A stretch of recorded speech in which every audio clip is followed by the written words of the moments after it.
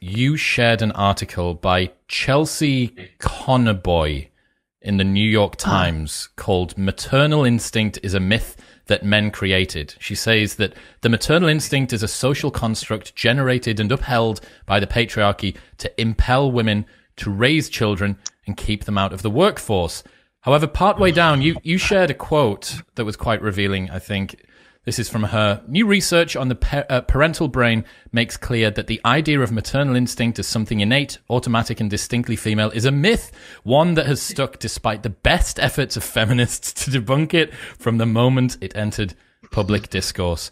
What are your thoughts on Chelsea Connerboy's article, Carole? Well, I have a lot to say.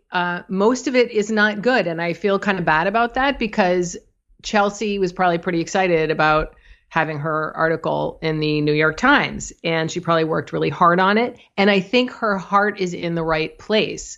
I think there are lots of articles kind of like this, but this is one of the most egregious example of this particular kind of article, maybe that I've ever seen.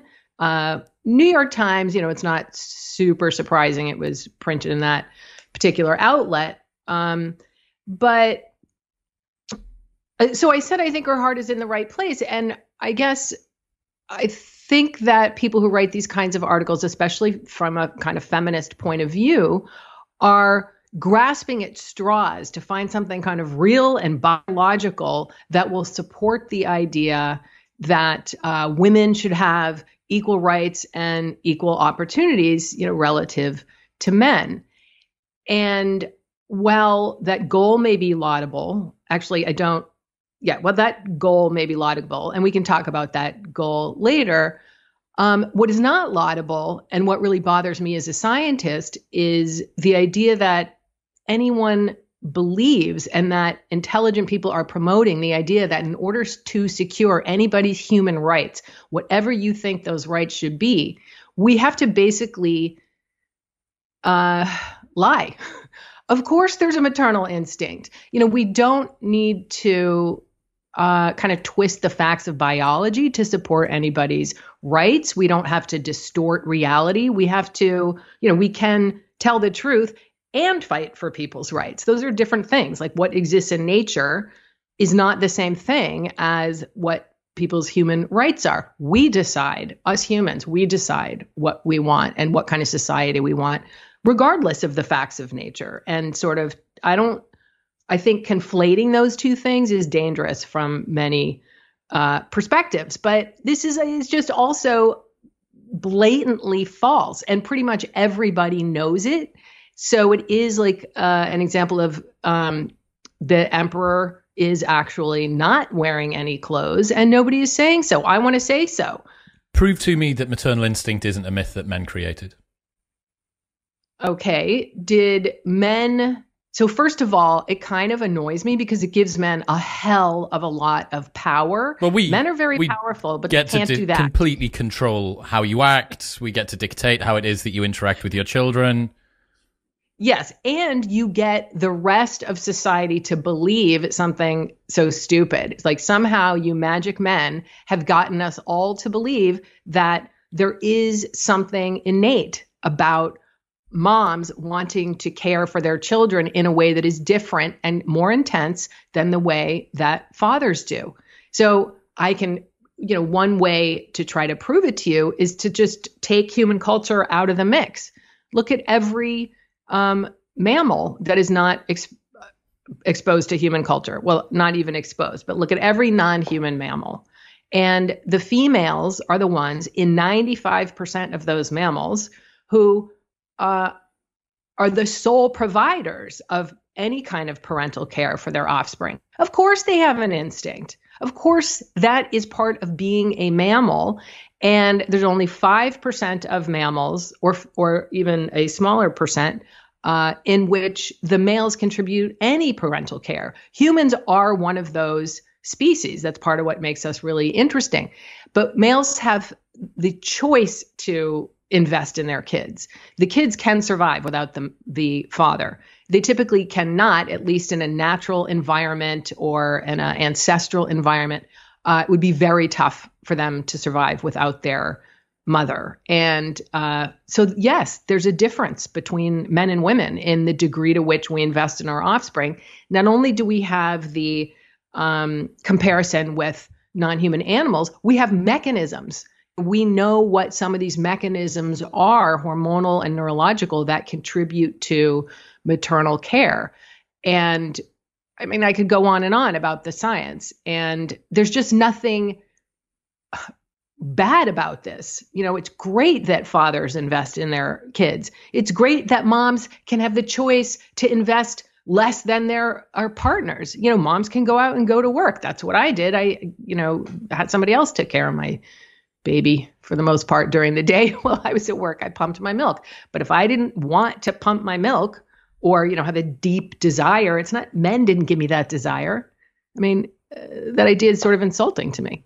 It sounds like you may have been one of the poster women for someone that was liberated from this maternal, at least in terms of the restriction on their ability to continue with their career and research and stuff that you're doing at Harvard.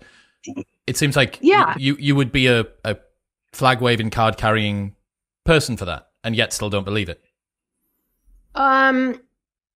Yeah, it is something I did. I didn't really want to do that. I wish I could have stayed home with Griffin, who's now 13, for for a year rather than a few months. And he was close by, so I did get to take off my shoes and run a couple blocks to breastfeed him like 3 times a day, which was great. And most moms do not get to do that. And that's really painful for them because they have a maternal instinct. It's painful if your breasts are full of milk and you have to, have a machine squeeze it out rather than having your kid's lips suck it out. I imagine it's also quite painful just to run if you've got breasts that are full of milk and you're jogging down the street. Just generally, it's challenging. Yeah, that's a good point. Well, I also saw. Yeah, but I didn't feel the pain because I was so motivated. You're so maternally pushed by the patriarchy.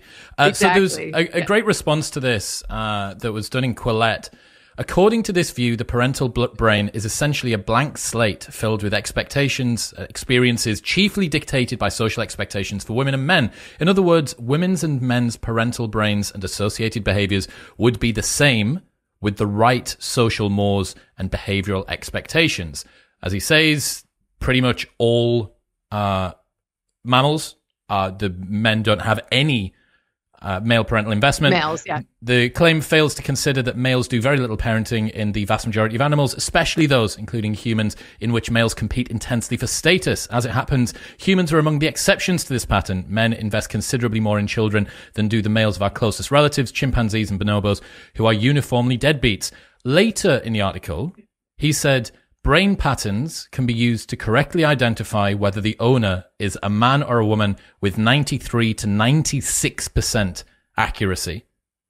Have you seen this? Yes. Okay. But so can I just make 2 responses there? So one is the other aim of the article, which I really did think was important, and it was too bad that this particular goal got weighed down with all this kind of crap science. The goal was to show the ways in which society has, in some ways, because there are thought to be, but in reality there are these biological differences, the author seemed to think that this has given license to men in particular to help to create policies and expectations that limit women's ability to do what they want to do, whether they want to, what kind of parent they want to be, how invested they should be in parenting. So that's a good goal, right? Just because we have a maternal instinct doesn't mean that we should do anything in particular. It doesn't even mean we should have kids or that we should be the ones to stay home with them. But that's a separate point from whatever the science says about maternal instinct. So that was thing one. Thing two about interject there, the naturalistic fallacy, presuming that because something existed in nature, that it's something which is laudable and desirable in the modern world. I wish that we could just dispense with that entire line of argumentation. Every single time that I see it, I go, right, okay, men used to fight for dominance physically. We have laws that stop you from punching people in the street, even if you both see the same attractive woman in front of you, right? Like, obviously, no one thinks that this is the case. My main problem with this war on motherhood, war on the pedestalization of mothers as mothers, and the assumption that if you are a mother that decides to stay home and build a family while your partner goes to work, that you've been rubed into doing this by the patriarchy, that you're somehow a second-class citizen. To me, saying you can do whatever you want, yes, but if you're to say the maternal instinct is a myth that men created, the subtext to that is if you fell for it, you're an idiot. You're woman. Yes. Yes. That is a great example about why this kind of article that appears so often and in kind of liberal outlets is so damaging, because yes, this is something that is natural, basically natural. There's a lot of variation in how it's going to be expressed, but there's nothing wrong with gaining immense pleasure from devoting yourself to something that is natural if it gives you pleasure and that's what you choose. And if it doesn't hurt anybody else, there's no reason to stigmatize that as though, you're just doing what men want you to do. But then there's the issue about whether you can tell male and female brains apart. So my understanding is that what you just said is totally correct, that human beings, scientists say, can't just look at brains, say under a little areas necessarily and figure out which are male and which are female, but that machine learning can do that with a really high degree of accuracy. It does appear that there are systemic differences in the brain that differentiate male and female brains on average. There's, a fair amount of overlap and variation, but we have different brains. One question is whether it is, so one challenge to that is that it's life experience that leads to these differences. If they exist, then it's all due to the patriarchy. And that leads men, to behave in certain ways and interacting socially in certain ways. And because you're performing masculinity in society, that performance and the reception to that performance is going to condition your brain to develop in different ways from a woman's brain. And there is, I think, some truth to that, but I don't think there's any way that explains male-female brain differences on average. We also have lifetime differences in exposure to testosterone and estrogen. Those steroid hormones also have lasting impacts on brain organization, starting extremely early on in fetal development. So yes, society is important. Yes, society, just like we see with maternal instinct, there's an initial difference there that is shaped, that difference is then plays out in modern society in all kinds of ways. And if the patriarchy, whatever you think that is, can somehow exploit female labor, maybe that happens. But that doesn't mean that this difference doesn't exist or isn't innate in some way. I wonder if Chelsea Connerboy has kids. Based on the women that I've spoken to who have had kids, once that hormone cascade gets released, it's a hell of a ride, and it's a hell of a way for you to stop all of the progesterone. For men, even, like vasopressin getting released, baby lying on the chest. Why is it that when you pass a baby's head around, everyone wants to take a nice big whiff of it? Like, what do you think's going on here? That's even the women that haven't given birth to, and that maybe aren't even genetically related, that are just doing the whole alloparenting, the modern version of alloparenting stuff now. Like, yes. What? It blows my mind that people can be so ostensibly pro-female and obviously anti-mother. That blows my mind.